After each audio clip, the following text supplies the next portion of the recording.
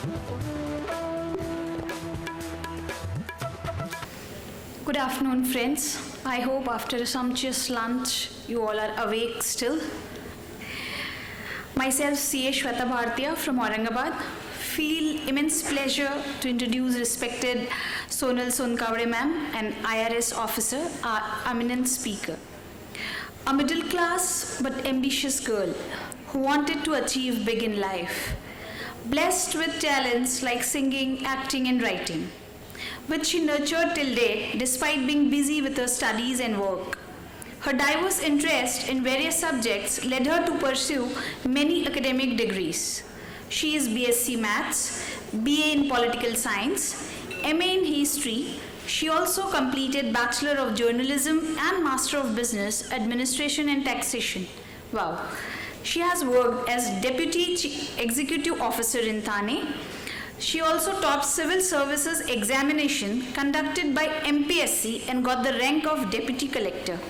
She set the record of getting highest number of marks in the history of UPSC in the optional subject Indian History in Civil Services exam conducted by UPSC.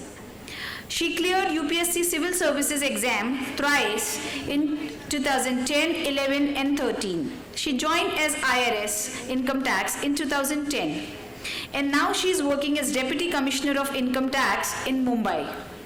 We are glad she is here. In 2011 and 13, she got selected for IPS but didn't join the police services. In 2017, Zee Music Company released her first album of romantic songs named More Saavre, and with this, she has made her entry into Bollywood. Her book named So What, based on a women's journey from turmoil to transformation, is soon getting launched. Truly an inspiring journey. Ma'am, hearing your wisdom words will be an amazing experience to us. She gonna tell us, be passionate, be fearless to earn the recognition. Welcome, ma'am.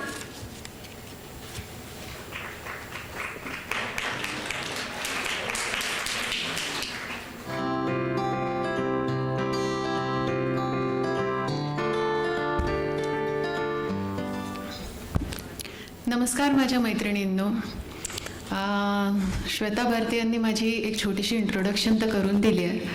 त्याच्यामध्ये त्यांनी सांगितलं मी deputy commissioner of income tax Pune म्हणून काम करते, पण मी आता promote झालेली आहे रिसेंटली 3 वर्षापूर्वी. मी joint commissioner of income tax आहे. I right now serve as Joint Director of Income Tax, Intelligence and Criminal Investigation, Pune.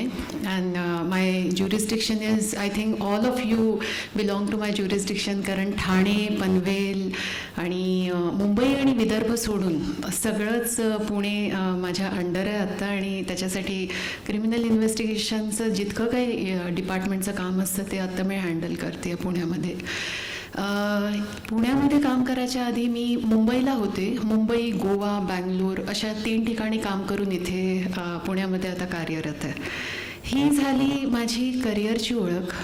Shweta, I am so sorry, मी तुम्हाला माझी इंट्रोडक्शन जेव्हा शेअर केली कोणीतरी जुनी लिहिलेली, I was in the middle of something. So what is that time was getting launched and it got launched by Javed Akhtar in 2019. सो त्यांना असं झालं की पुस्तक तर लिहिलं होतं, त्याच्या आधी एक कॉमा पुस्तक लिहिलं गेलं होतं. आणि कॉमा तर असाच एक छोटासा प्रयत्न होता. मला वाटलं ॲज अन ऑथर आपण कशा आहोत हे एकदा बघूया. आणि मग कॉमाला इतका छान रिस्पॉन्स मिळाला की वाटलं सो वॉट पण लिहून बघूया. ती गोष्ट होती ती माझ्या स्वतःची जर्नी होती, जर्नी फ्रॉम टर्मॉईल टू ट्रान्सफॉर्मेशन, आणि ती लोकांपर्यंत कशी पोहोचवता येईल याचा माझा विचार होता. आधी मी खूप घाबरायचे, आधी वाटायचं जे काय लिहिते ना त्याला फिक्शन म्हणून टाकावं. फिक्शन म्हटलं की कसं आपलंसं असं सांगायची गरज नाही आहे लोकांना. कशाला बिईंग अन IRS ऑफिसर हे बोलायचं की हे सगळं माझ्याबरोबर घडलं आणि त्याला इतकं कशाला मोकळेपणाने सांगायचं. आणि मग लोकांनी आपल्याला जज केलं तर आपल्याला कामही करायचं आहे, याच डिपार्टमेंटमध्ये राहायचं आहे. आपला डिवोर्स झाला आहे ही गोष्ट लोकांना सांगणं हे चुकीचं आहे का बरोबर आहे. आणि मग वर्ल्ड इज पॅट्रियार्कियल, काहीही झालं तरी सगळं मेल डॉमिनेटेड असतं. आणि कितीही आपण उंचावर गेलो आणि कितीही काहीही अचीव केलं सोशली, अकॅडमिकली आणि कल्चरली, तरीसुद्धा जेव्हा घर तुटतं तेव्हा बाईची चूक असते ना शेवटी लोकांच्या नजरेमध्ये. त्यामुळे किती किती लोकांना किती किती उत्तरं द्यायची हा सगळा प्रश्न मनामध्ये होता. फिक्शन म्हणत म्हणत शेवटी 12 वर्ष गेली आणि मग ठरवलं एका पॉईंटला, जेव्हा माझं बाळ झालं. आता बाळ थोडंसं तुम्हाला डिस्टर्ब करत होतं जेव्हा चव्हाण मॅडमचं लेक्चर सुरू होतं. बाळ झालं तेव्हा ठरवलं की आता बास झालं. आता माझा इनर व्हॉइस आहे त्याला कुठेतरी आता सगळं खरं खरं बोललं गेलं पाहिजे, फिअरलेसली बोललं गेलं पाहिजे. आणि पहिल्यांदा मॅटर्निटी लीव्ह होती. विचार करत मी बसले होते की आयुष्यामध्ये आपण अकॅडमिकली अचिव्हमेंट तर केलं आहे, ठीक आहे. BSc मॅथ्स आहोत, BA political science, MA history, हे तर अकॅडमिक क्वालिफिकेशन झाले. MBA टॅक्सेशन केलं. जशी जशी वर्ष जात गेली जर्नलिझम केलं, बॅचलर ऑफ जर्नलिझम. जर ब्युरोक्रॅट झाले नसते तर मी एक जर्नलिस्ट म्हणून कुठेतरी काम करताना तुम्हाला दिसले असते. कुठे पण प्लॅन B मला हवा होता. हे सगळं तर अकॅडमिकली करत गेले. बाबांचं स्वप्न होतं की 4थीमध्येच त्यांनी मला सांगून टाकलं होतं की तू जर काहीही व्हायचं असेल तर एकच व्हायचं, IAS ऑफिसर. 4थीमध्ये मला स्कॉलरशिप मिळाली. बाबांना वाटलं की एक इंटरव्ह्यू होता माझा आणि पत्रकारांनी विचारलं की तुला काय व्हायचं आहे पुढे जाऊन. प्रत्येकच लहान मुलांना हा प्रश्न विचारला जातो. मला त्यावेळेस माहितीही नव्हतं. बाबांना मी म्हटलं काय व्हायचं आहे मला, ते म्हटलं कलेक्टर व्हायचं आहे म्हणून सांग. मी म्हटलं मला कलेक्टर व्हायचं आहे. त्यानंतर एक पत्रक आलं, ती न्यूज आली, उद्याची जिल्हाधिकारी सोनल लक्ष्मीदास सोनकवडे.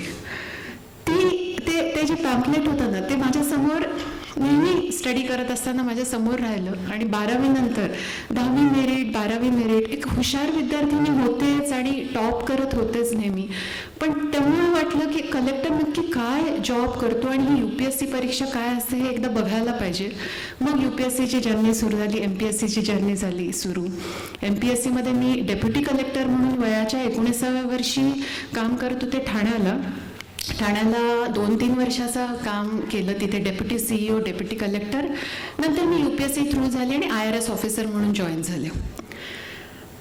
आईबाबांची इच्छा होती, जी प्रत्येक आईवडिलांची इच्छा असते की समाजामध्ये आपल्याला राहायचं असेल तर कास्ट, इंटरकास्ट मॅरेज असू नये मुलीचं, प्रत्येकाचीच इच्छा असते. आणि इतकं कन्झर्वेटिव्ह सगळं आमचं वातावरण होतं घरामध्ये की UPSC तर करायचं आहे, UPSC नाही केलं तर प्लॅन B तुला असायला नाही पाहिजे. ह्या सगळ्या डिग्र्या ज्या घेतल्यात ना मी वडिलांपासून अगदी लपतछपत घेतलेलं आहेत. त्यांना न सांगता एक्सटर्नल युनिव्हर्सिटीमधून अभ्यासाला चालले असं सांगून कुठेतरी बाहेर जाऊन परीक्षा देऊन हे असं सगळा माझा प्रवास झालेला आहे. त्यामुळे बाबांना कुठेही न सांगता काही त्यांच्या सगळं लपत छपत ह्या डिग्र्या घेतल्यात as if I am doing some crime. आणि त्यांनी एक सांगितलं होतं की काही जण तर पुण्यात राहून करायचं तू. मी SP कॉलेजची विद्यार्थिनी. दिल्लीमध्ये UPSCचं सेंटर असून सुद्धा मुलीला आपल्या दिल्लीला पाठवलं तर तिथे क्राईम रेट तर तेव्हा जास्त होता, इनसिक्युरिटी जास्त होती, नाही पाठवता येणार दिल्लीला. म्हणजे इतकी इनविजिबल आणि इतकी जास्त कॉम्पिटिशन असताना सुद्धा पुण्यातल्या छोट्या शहरामध्ये राहून तिथेच अभ्यास करून आपल्याला ही परीक्षा टॉप करायची हे माहिती होतं. आणि कन्सिस्टन्सी, त्यांचा सपोर्ट, पेशन्स या सगळ्यामध्ये 3ऱ्या अटेम्प्टपर्यंत इतकी जास्त फेल्युअर आल्यानंतर वाटलं कुठेतरी की कदाचित आपल्याकडनं हे होणार नाही. म्हणून या जर्नलिझम आणि इतर काही डिग्र्या मी घेत होते की आपल्याला फ्युचर काय हे काय कधीच प्रेडिक्ट करता येत नाही. बाय गॉड्स ग्रेस झालं आणि 4th अटेम्प्टला झालं. पण ते व्हायच्या आधी एक गोष्ट झाली की आईबाबांचा विश्वास थोडा कमी झाला होता. त्यामुळे मला घर सोडावं लागलं होतं. तेव्हा छोटासा पिरियड होता, 6-7 महिन्याचा पिरियड होता. पण तेव्हा मी अर्निंग करत नव्हते. घर सोडल्यावर कळलं मला की अर्न अँड लर्न काय असतं. आणि इकॉनॉमिक इंडिपेंडन्स आल्यानंतर मुलीला किती जास्त कॉन्फिडन्स येऊ शकतो. त्या 4थ्या अटेम्प्टला जर मी घर सोडलं नसतं ना तर मला वाटतं मी कितीही हुशार असले तरी मी एक शेलमध्ये होते. त्यामुळे माझी पर्सनॅलिटी तेवढी डेव्हलपच झाली नव्हती. बाहेरच्या जगामध्ये येऊन जेव्हा मी काम सुरू केलं आणि शिकवायला सुरू केलं, लर्निंग अँड अर्निंगमधून माझी पर्सनॅलिटी जी डेव्हलप झाली ती इंटरव्ह्युअर्सलाही लक्षात आली असेल आणि म्हणून 4थ्या अटेम्प्टमध्ये मी UPSC पास झाली असेल आज मला असं वाटतं.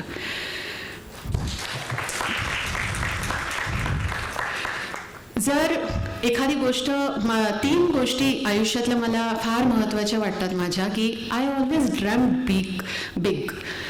Why I could dream big was because of my parents. They always told me की you have to be at some level. आणि लहानपणापासूनच त्यांनी शास्त्रीय संगीत वगैरे मला शिकवलं होतं, त्यामुळे गाण्याचीही आवड होती.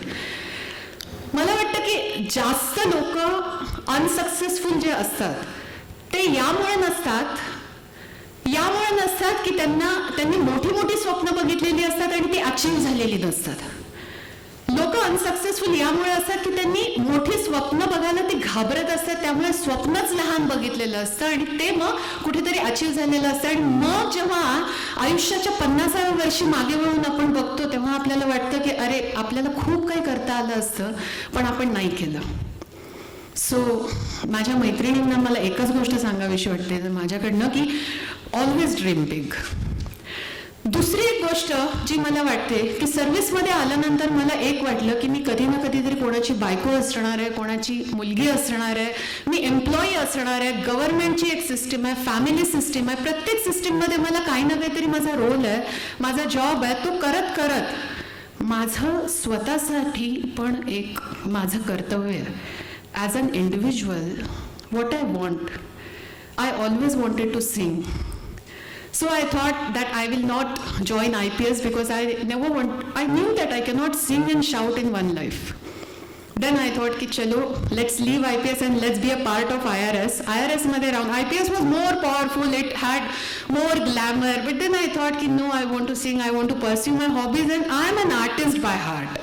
I always knew that. So then I thought की ठीक आहे, म्हणजे काय काय गोष्टी आपल्याला सोडाव्याच लागतात जर आपल्याला काही अचीव्ह करायचं असेल तर. सो मैत्रिणींना मला एकच गोष्ट वाटते की खूप फिअरलेसली आपण गोष्टी एक्सप्लोअर करत असल्या पाहिजे.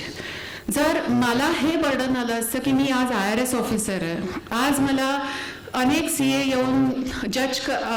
येऊन भेटत असतात, 100 लोक तरी दिवसामध्ये मी त्यांच्याशी इंटरॅक्ट करत असते, मग मी कसं काय गाणं म्हणणार. आणि जरी गाणं म्हटलं तरी पण मग ते मी शास्त्रीयच म्हणू का. जर मला अशास्त्रीय गाणं म्हणायचं असेल, बॉलिवूडमध्ये जायचं असेल, जर मला पिक्चरची गाणी म्हणायची असतील तर तसं ह्या सगळ्या विचारांमधून मी पण गेले आणि मला वाटलं की कदाचित लोकांना आवडणार नाही. पण नंतर एका पॉइंटला वाटलं की किती लोकांचा विचार करायचा आपण. मग शेवटी तो एफर्ट केलाच, एक अल्बम लॉन्च केला. अल्बम अमिताभ बच्चनजींनी लॉन्च केला. त्यांनी या टाळ्या अमिताभ बच्चनजींना पडल्यात मला माहिती आहे. तर अल्बम बच्चनजींनी लॉन्च केला. पण तुम्हाला सांगते की बच्चनजींपर्यंत ह्या गोष्टी मी कधी सांगत नाही, पण आज इतकं एक्स्टेम्पो बोलणार आहे मी. बच्चनजींपर्यंत मी पोहोचले अशी की युजली आमच्या डिपार्टमेंटमध्ये काय होतं, CA थ्रू आम्ही एखाद्या ॲक्टरला भेटतो. सो CA येतात, बच्चनजींची CA आहे का, मग आम्हाला त्यांची अपॉइंटमेंट मिळेल का. पण मला असं I feel I am not that person. So I felt की कोणाच्या तरी थ्रू भेटण्यापेक्षा मी त्यांचा नंबर घेतला, तो मला मिळाला, अवेलेबल झाला by grace of god, and I just texted him की I am so and so, and it was a very short and sweet message to which he replied. He said की उद्या भेटू 3 वाजता. I was stunned. I thought whether it is Amitabh Bachchan saying की उद्या भेटू 3 वाजता. मग मी आईला फोन केला की आई असं म्हणतात, ते आई रेखाची इतकी फॅन की आई म्हटली मला यायचं, तू नाही भेटायचं. म्हटलं ठीक आहे. मग आई, बाबा, मी, भाऊ, आम्ही सगळी फॅमिलीज त्यांच्या घरापर्यंत गेलो आणि घरी गेल्यानंतर पहिल्यांदा दारावर मला CA दिसले. हे सेड की madam I don't know you but you have taken Bachchan सर्स अपॉइंटमेंट डायरेक्टली. म्हणलं हो. ते म्हणले की हां, he is waiting for you. So now it's in 2015 somewhere. तिथून इथे आज असं आहे की I know everyone personally and they know Bollywood is like home now. पण ह्या गोष्टी पॉसिबल तेव्हा झाल्या जेव्हा I was really fearless and I knew that I am very genuine. I knew that my efforts are genuine and I knew that if he responds then it's all for society and nothing is for myself. So मैत्रिणींनो, मला एकच वाटतं की आपण आयुष्यामध्ये ना नवीन नवीन गोष्टी explore करायला कधी मागे नाही बघायला, कधीही असं नाही वाटून घ्यायला पाहिजे की इफ समबडी जजेस me then what will happen to me. मी जेव्हा सिंगिंग केलं तेव्हा झीवाली लोक, Zee media, they just came forward and they said की सिंगरला ना व्हिडिओचं शूटिंगमध्ये पण यायचं असतं. I was taken aback. मी कधी ॲक्टिंग केली नव्हती, पण देन आय सेड की येस मी येते तुमच्या सेटवर, पण तुमची रिस्पॉन्सिबिलिटी आहे माझ्याकडनं काय करून घ्यायचं. I explored, I try to do that. Film सिटीमध्ये 1 दिवसाचं शूटिंग झालं. शूटिंग झाल्यानंतर जेव्हा तो व्हिडिओ बघितला तेव्हा मला वाटलं की अरे आपला फेस तर फोटोजेनिक आहे. मग वाटलं की आपण बऱ्या दिसतो कॅमेरावर, म्हणजे आपण असं अगदीच people can accept me as actor also. मग वाटलं आपण ॲक्टिंग शिकूया का. मग आयकर भवनमध्ये मुंबईमध्ये काम करत असताना 6 वाजताचं ऑफिस झाल्यानंतर मी जायचे अनुपम खेर ॲक्टिंग अकॅडमीला. तिथे सांताक्रूजला जायचं चर्चगेटवरनं ट्रेननी, गुपचूप जायचं. तिथे मी अजिबात सांगितलं नव्हतं की मी deputy commissioner of income tax आहे, नाहीतर सगळे माझे को ॲक्टर्स तसेच घाबरले असते. तिथे टीचर्सला पण सांगितलं. तू म्हणले अरे तू एवढी मोठी आहे. म्हणलं सर पण मला शिकायचं. ते म्हणलं हां ठीक आहे चालेल. काय करायचं आहे. म्हणलं मला बॉलिवूडमध्ये ॲक्टिंग करायची आहे, मला डिप्लोमा करायचा आहे. So I became a part of that, and they were just 16 and 15 years old students. It was really fun. And it could be possible. त्याच्यानंतर एक शॉर्ट मूवी आली organ डोनेशनवर. My passion is always some, if I can contribute to society by some meaningful way. हे सगळे mediums आहेत, गाणी आणि short films किंवा पुस्तकं. यातनं मला जो मेसेज द्यायचा तो जर मला देता येत असेल तर मग मला खरंच आनंद होतो. आणि मग ऑर्गन डोनेशनवर एक शॉर्ट फिल्म झाली, दुसरी एक शॉर्ट फिल्म झाली. अशा छोट्या छोट्या गोष्टी तर होत गेल्या. पण आज जेव्हा मला सपना राठी म्हणतात की तुम्ही येऊन तुमच्या आयुष्यावर बोला, तेव्हा मला एकच वाटतं की आयुष्याची त्रिसूत्री एक होती ज्याच्यामुळे मला खूप फायदा झाला आणि आजपर्यंत मी इथे पोचू शकले, की ज्यामुळे त्यांनी ठरवलं की मला तुमच्यासमोर उभं करायचं. आणि ती होती number 1, dream big. Number 2, explore whatever you wish to explore without fear of being judged and without fear of failure. Failure is stepping stone of success वगैरे वगैरे आपण म्हणत असतो, पण जरा एखाद्या फील्डमध्ये सक्सेसफुल झालं की दुसरं काहीतरी ट्राय करायला आपल्याला लोकांचीच भीती वाटत असते. मी खूप फेल झाल्या. म्हणजे मला ॲज अन ॲक्टर अजिबात लोकांना मी आवडलेली नाही आहे. शॉर्ट फिल्ममध्ये लोक म्हटले अगं कशाला करतेस ह्या असं ॲक्टिंग वगैरे. ठीक आहे ना, पण आवडतं ना स्क्रीनवर जायला, करायचं. बाळ जेव्हा झालं तो पण एक एक्सपेरिमेंटच होता, पण त्याबद्दल आता बोलायला नको. पण that was also my exploration of my motherhood. त्यामुळे कधी एक्सप्लोअर करायला थांबू नका. Be whatever you want to do, whatever you are passionate about, try to explore it. Never hold back your self. आणि तिसरी गोष्ट जी सगळ्यात महत्त्वाची गोष्ट आहे, लव्ह युअर सेल्फ. एक बाई म्हणून ना, लहानपणापासून कधी आपण मुलगी, कधी बहीण, कधी आई, आपले इतके रोल्स असतात. तुमच्या सगळ्यांचे हजबंड्स, युअर बेटर हाफ्स, ते शहरं उभारतात. They are architects of cities, you are architect of society.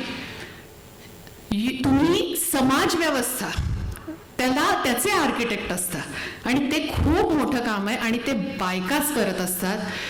They construct homes, you make homes. So तुम्ही खूप वेगळ्या असता आणि तुम्हाला इतके रोल्स असतात. मार्गारेट थॅचरनी एकदा म्हणून ठेवलेलं आहे की एखादी गोष्ट जर बोलायची असेल ना तर ती पुरुषाला द्यावी, पण करायची असेल तर ती स्त्रीला द्यावी. आणि if something is to be said, ask a man.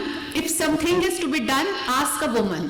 And why she said it? Because she knew it. Ki women are multi-dimensional personalities. We are innate. आपल्यामध्ये इतकी गुण असतात आणि आपण मल्टीटास्किंग करू शकतो आणि आपण बायोलॉजिकली पण खूप स्ट्रॉंगर असतो.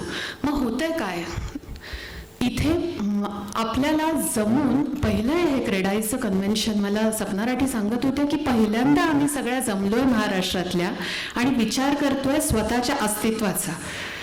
कुठेतरी समाज व्यवस्था आपल्याला मागे खेचते आणि कुठेतरी आपणच आपल्याला मागे खेचतोय. We are not loving ourselves enough and that's why we are not able to express ourselves enough. कुठेतरी स्वतःला जस्टिस देणं खूप जास्त महत्त्वाचं आहे असं मला वाटतं. आणि त्यामुळेच तीच तुमची प्रेरणा ठरेल to go forward, to explore things and to dream big.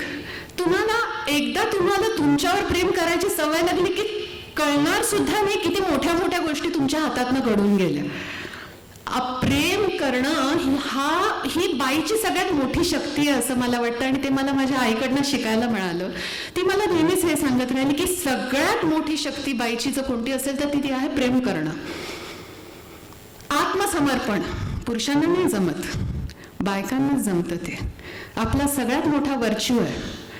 पण म्हणून अशा गोष्टींना, अशा व्यक्तींना आत्मसमर्पण आपण जर करत असू ज्यांना करू नये, तर तो मग मूर्खपणा असतो. त्यामुळे कुठेतरी सावध होणं गरजेचं आहे आणि स्वतःवर प्रेम करून स्वतःला जस्टिस देणं गरजेचं आहे. आणि कदाचित या 3 गोष्टी माझ्या आयुष्यामध्ये होत्या आणि सतत माझ्या आजूबाजूची लोकंही सांगत होती मला, dream big, be fearless and love yourself. या त्रिसूत्रीमुळे कुठेतरी मी आज इथे आजपर्यंत जे काय छोटं मोठं अचीव मी करू शकले. I am just 37. I have many big plans in future about my personal life, about my social life. माहिती नाही किती त्यातलं अचीव होईल, but I am a big dreamer, I am a big idealist may be. तर ह्या 3 गोष्टी जर आपल्या आयुष्यामध्ये असल्या ना, स्वतःवर प्रेम असलं ना, तर मग सगळं पॉसिबल होतं. मैत्रिणींनो, तुम्हाला मला सांगितलं गेलं की तुम्हाला मोटिवेशन द्यायचं आहे आणि माझ्या जर्नीतनं तुम्हाला मोटिवेशन मिळेल. पण मला तरी वाटतं की माझ्या जर्नीतनं तुम्हाला मोटिवेशन मिळणार नाही. तुमची प्रत्येकाचीच जर्नी असेल आणि ती खूप युनिक असेल आणि तीच तुम्हाला मोटिवेट करणार आहे. तुम्हाला कुठे ना कुठेतरी मागे कुणी ना कुणीतरी बांधलं असेल, जखडलेले असतील तुमचे पाय, तिथून उठून जी मनातली गोष्ट आहे ना ती करा. नॉट नेसेसरी की तुम्ही आता बिल्डरच व्हा, नॉट नेसेसरी की तुम्ही एखादी अशी गोष्ट करा जे आता इथे खरं तर तुम्ही म्हटलं की अनेक they are aspiring to be into construction industry. Not only that, there can be many things which you can do, and I'm sure we will do it together. Half of the world is women, and if we lag, then entire society is going to lag. ही फक्त आपल्याला असलेली responsibility नाही आहे towards us. It is our responsibility towards society also. त्याच्यामुळे ना मला माझ्या आईचं घरामध्ये एक उदाहरण होतं. माझी आई 10वीत असताना तिचं लग्न झालं. वयाच्या 16व्या वर्षी तिने लग्न केलं. त्यानंतर तिने BA कम्प्लीट केलं. आईचा राजाराम मोहन रॉय पॉलिटिकल सायन्समधनं BA केलं. मला अजूनही आठवतंय, मी 3री-4थीमध्ये होते तेव्हा ती कॉलेजमध्ये जायची आणि मी तिचं परीक्षेचं पाठांतर घेत असायचे. सो म्हणजे तिची तळमळ होती की मला काहीही करून BA व्हायचं. ही तळमळ कुठेतरी पाहिजे. आणि मग ना की कोणत्या वर्षी करताय त्याला महत्त्व नसतं, 2 मुलं झाल्यावर करताय का त्यालाही महत्त्व नसतं, तुम्ही करताय याला महत्त्व असतं. I am very proud of my mother की तिने यानंतर, she is now a beautician last 20 years, तिने कधीच विचार नाही केला. माझे बाबा चीफ इंजिनियर म्हणून रिटायर झाले. इतक्या मोठ्या हुद्द्यावर असताना सुद्धा बाबांच्या ज्युनियर्सच्या वाईफ्स यायच्या घरी आणि त्यांचं हाता आणि पायाचं ब्युटिफिकेशन आई करत असायची, पेनिक्युअर पेडिक्युअर. तेव्हा मला आश्चर्य वाटायचं की आईच्या मनात हा विचार कधी आला नसेल का की बाबांची हे ज्युनियर आहेत, त्यांच्या बायकांचं मी कशाला करू. पण नाही आला तिच्या मनात तो विचार. आणि त्यामुळेच तिचे आज 3-4 पार्लर्स आहेत, त्यामुळेच तिच्या 2-3 बुटीक आहेत. आणि अजूनही तिला वाटतंय की मला ना माझा टर्नओव्हर 5-6 लाखाचा आहे, मला तो 1 करोडपर्यंत न्यायचा. आत्ता बसल्या बसल्या म्हणाली की झेलम मॅडमनी कधीतरी मला म्हटलं होतं मी केसरीमध्ये जॉईन व्हायला पाहिजे, मी काय करू, मला जमणार नाही ना. म्हटलं जमेल, हो join. You know, so this is quite important की आपल्याला काय काय वाटतं ना करा, जितकं काय करावं असं वाटतं तितकं केलं गेलं पाहिजे. हर्डल्स स्ट्रगल खूप आल्या हे सगळं करताना. माझा सगळ्यात लोएस्ट पॉईंट होता Wien my first marriage broke. And it was a love marriage, and the guy was from Kerala. He was an officer. I never thought in my life की इतकी शांत मी आणि इतकं, पण ते आता होतं माझ्या आयुष्यात, होतं, ती डेस्टिनी होती माझी. And it just broke and things just 3-4 वर्ष तरी माझ्या आयुष्याची त्याच विचारामध्ये गेली की हे तुटलंच कसं इतकं. इट वॉज लाईक त्या लोएस्ट पॉईंटमध्ये what I feel is that why I could do so many things in so small time is because I reacted a bit differently to my problems. म्हणजे ज्या काळामध्ये 2013चा ते वर्ष आहे जेव्हा मी पोलीस स्टेशनमध्ये ॲज अ विक्टीम कंप्लेंट देत होते, त्याच वेळेस त्याच वर्षी मी IPS झाले. त्यामुळे असं कुठे नाही झालं की हे सगळं होतं आहे म्हणून माझ्या करिअरमध्ये मी त्याचा इम्पॅक्ट होऊ दिला. कुठेतरी इमोशनली मला थोडीशी स्ट्रॉंग असावी किंवा what ever it was, but I feel की I was very genuine and I really cared for my dreams. मला माहिती होतं की मला शेवटी एकटीलाच येणार आहे मी आणि एकटीच जाणार आहे, त्यामुळे जे काय आहे ते माझं आहे आणि ते मलाच करावं लागणार आहे. त्यामुळे माझ्या फेल्युअरचं कारण मी माझ्या लग्नाला आणि माझ्या इमोशनल स्टेटसला देऊच शकणार नाही आहे. I feel that could have made difference to my life every time when any hurdle came. Lowest पॉईंटला पण हायेस्ट अचिव्हमेंट होतात तेव्हाच होतात जेव्हा तुम्ही क्लिअर असता की तुम्हाला काय हवं आहे. So clarity of thought I think is something which really help me. मैत्रिणींनो, अजून एक शेवटची गोष्ट तुम्हाला बस सांगेन की आता मला खूप वेगवेगळ्या वयोगटातल्या महिला इथे समोर दिसतात.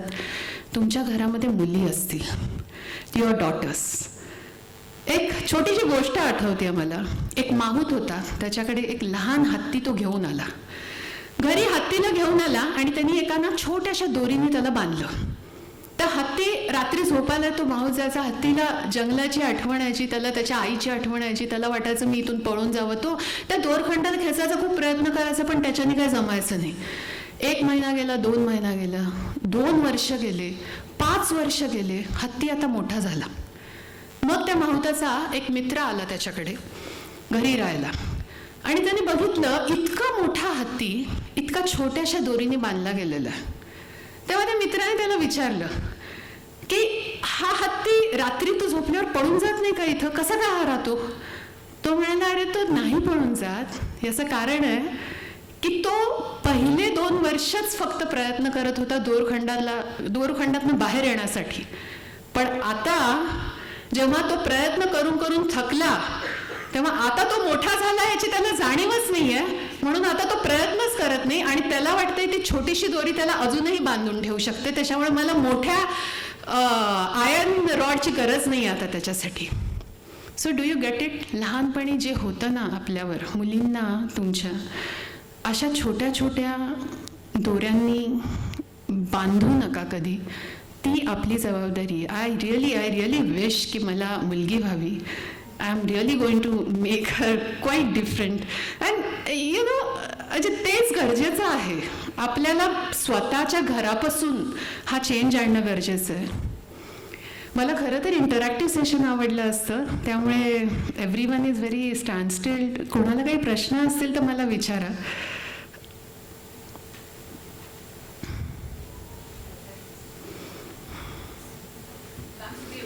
मॅम, आमची ऑडियन्स सुन्न झालेली असं मला दिसतं. आय कॅन लिटरली फील असं सगळेजण एक वेगळ्या जगामध्ये एंट्री झाली त्यांची. So but I still request if any questions. Yeah, I am going to ask that my few lines. We really. लग जा गले के फिर हंसी रात हो न हो, शायद फिर से मुलाकात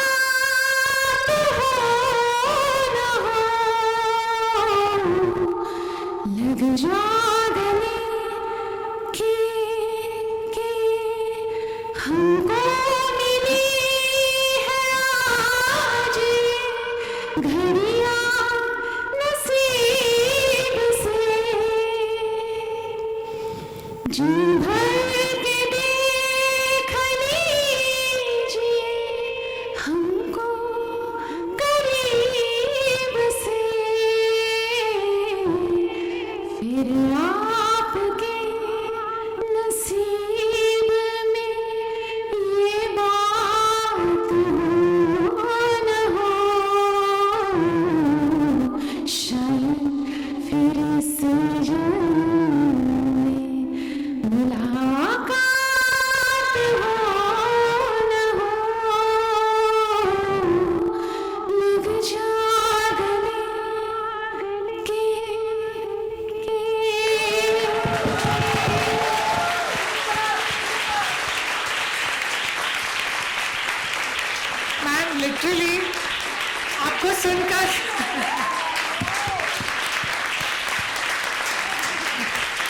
मला खूप आनंद होतोय इतक्या सगळ्या मैत्रिणींचं इतकं प्रेम बघून.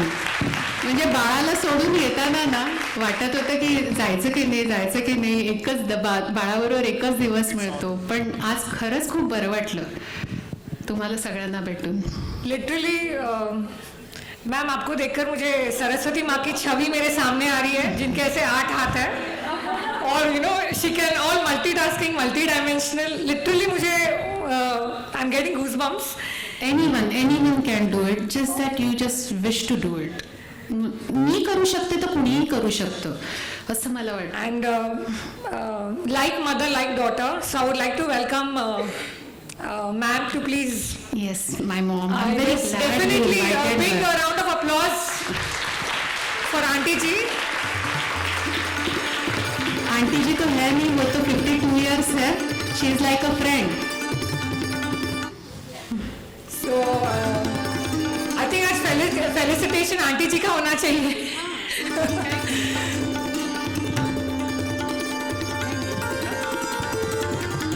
आई म्हणते मी काहीच बोलू शकणार नाहीये. म्हटलं चालेल, तुझा सत्कार आहे. हा येस, इकडे क्वेश्चन आहे तो घेऊया after this.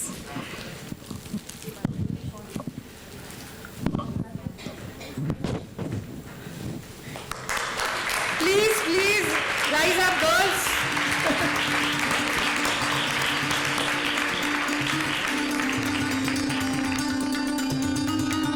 So I would now like to call upon Ashwini Deshpande, CWW Co-Convener Amravati, and Jyoti Thakkar, CWW Satara, to felicitate Sonali ma'am.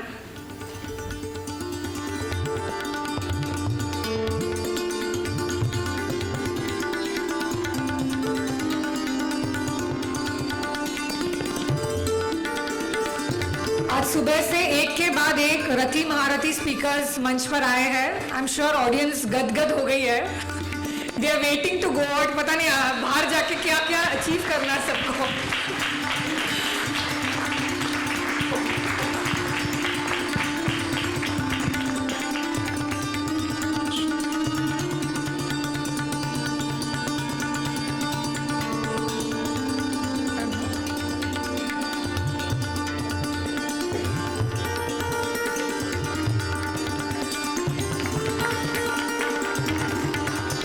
Thank you so much, Sonali ma'am.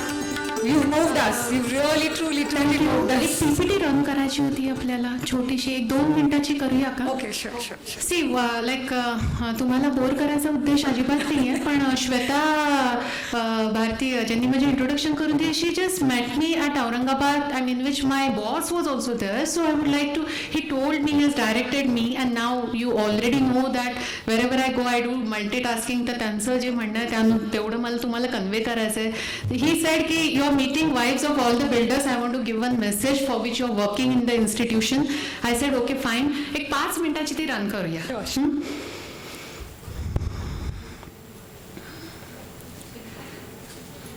अच्छा, okay. So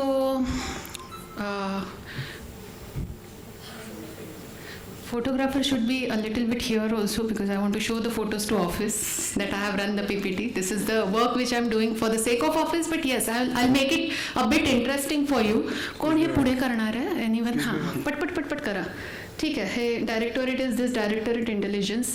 एवढं पटपट नाही, वाचू द्या मला. अच्छा, ठीक आहे. SFT 13 संदर्भात ही PPT. ॲक्च्युली यामध्ये एकच उद्देश आहे तुम्हाला सांगायचा, की कॅशलेस इकॉनॉमीकडे आपण जातोय. त्यामुळे 2 लाखाच्या वरचे जे ट्रान्झॅक्शन्स आहेत, आमचं unit directorate of intelligence and criminal investigation एकाच गोष्टीसाठी काम करतं, with respect to builders, all of you, तुमचे घरातले तुमचे हजबंड्स, की SFT 13 इज ऑल अबाउट कोणतीही ट्रान्झॅक्शन जी 2 लाखाच्या वर त्याचे कॅश रिसिट्स जर असतील तर ते तुम्ही डिपार्टमेंटला रिपोर्ट करा. You might have received it from anyone. It can be by builders, by second-hand car dealers, by jewelers. हे सगळे लोक यांना they are cash generating businesses. त्यामुळे तुमच्या क्रेडाईसमोर हे व्हावं असं बॉसची इच्छा होती. So will just go through this PPT. Don't get bored. So काही ट्रान्झॅक्शन्स आहेत ज्याच्यासाठी पॅन गरजेचा असतो. पुढे जा जरा. नेक्स्ट. अच्छा, मागचं these are the transactions for which PAN is necessary. Go back please. Payment of cash more than 50,000 to a hotel or a restaurant. Payment of cash of 50,000 more for foreign travel. Maybe madam is more aware of this. Cash. Yeah, I can run it. This one, the middle one. अच्छा. Cash deposit 50,000 or more. In a bank in a day. Sell or purchase of immovable property. आता इथे तुमचा हे येणार आहे role. Immovable property जर 10 लाखाच्या वरच्या असतील आणि 10 लाखाच्या वरची कॅश जर इमूवेबल प्रॉपर्टी ट्रान्झॅक्शनमध्ये जर तुम्हाला रिसीव्ह होणार असेल, तुम्ही कधी ना कधीतरी आता बिल्डर होणार आहात, तुम्ही तुमच्या हजबंडला मदत करता, त्यामुळे या सगळ्या ट्रान्झॅक्शन जर होत असतील तर इन्कम टॅक्स डिपार्टमेंटला तुम्हाला इयरली रिपोर्ट करायचं असतं, जे होत नाही, ज्याच्यासाठी आमची विंग काम करत असते. आणि जर ते होत नसेल, या सगळ्याला पॅन रिक्वायर्ड असतो सगळ्यात पहिले, आणि मग ते तुम्हाला पुढे रिपोर्ट करायचं असतं. सेल और परचेस ऑफ गुड्स और सर्व्हिसेस 2 लाखाच्या वरचं. About this I want to talk with you more. होतं काय की जेव्हा आपण बँकेमध्ये जातो आणि या सगळ्या ट्रान्झॅक्शन्स 50,000च्या वर आपल्याला कॅश द्यायची असेल, डिपॉझिट करायची असेल आणि आपल्याकडे जर पॅन नसेल, तर मग बँक आपल्याकडनं फॉर्म 60 भरून घेते. फॉर्म 60मध्ये बँक सगळी इन्फॉर्मेशन तुमच्याकडनं घेते, ते आधार, तुमचं बाकी डिटेल्स घेते, तुमची KYC डिटेल्स असतात आणि आम्हाला आमच्या विंगला ते सबमिट करतात in the form of form 61.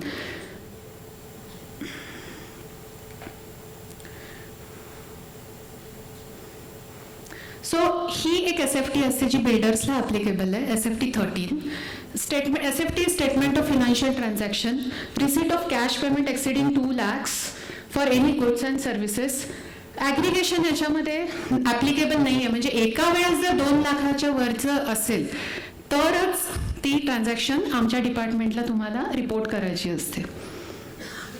आणि जर तुम्ही ऑडिटेबल असाल, ही दुसरी कंडिशन आहे. 2 लाखाच्या वर एका वेळेस जे ट्रान्झॅक्शन असेल ॲट अ टाइम ती, आणि दुसरी ऑडिट केस असली पाहिजे, म्हणजे 2 करोडच्या वर तुमचा टर्नओव्हर पाहिजे. If you are a business woman, if you are a professional, तर मग तुमचा नाही, इफ बिझनेसमध्ये 1 करोडच्या वरचं पाहिजे आणि प्रोफेशनल्सला 50 लाखाच्या वरचं पाहिजे. So I am just running it quickly. So this is the inside portal, ज्याच्यामध्ये हे डिपार्टमेंटचं पोर्टल आहे, जिथे तुम्हाला SFT 13 भरायचा हे असतो, एक कॉलम असतो, क्वेरीजसाठी आहे. आणि जर हे कंप्लाय नाही केलं, हे जरा जास्त महत्त्वाचं, कारण हे काम मी करत असते ऑफिसमध्ये, जे जे नॉन कंप्लायंट आहेत त्यांच्यासाठी पेनल्टीज माझ्याकडे असतात. सो मागच्या गेल्या 3 महिन्यामध्ये मॅडमनी ऑलरेडी आता जांभई घेतली, त्यामुळे मी पटपटच जाते. गेल्या 3 महिन्यामध्ये मी 770 पेनल्टीज महाराष्ट्रामध्ये लावल्यात. आता त्या पेनल्टी कशा असतात, तुमच्या डिफॉल्टला 500 रुपये, 1000 रुपये पर डेच्या डिफॉल्टनी असतात. 275 FA. penalties for non-compliance. Oh wow, wonderful. So thank you so much. I hope you have taken photos and I hope I have not bored you.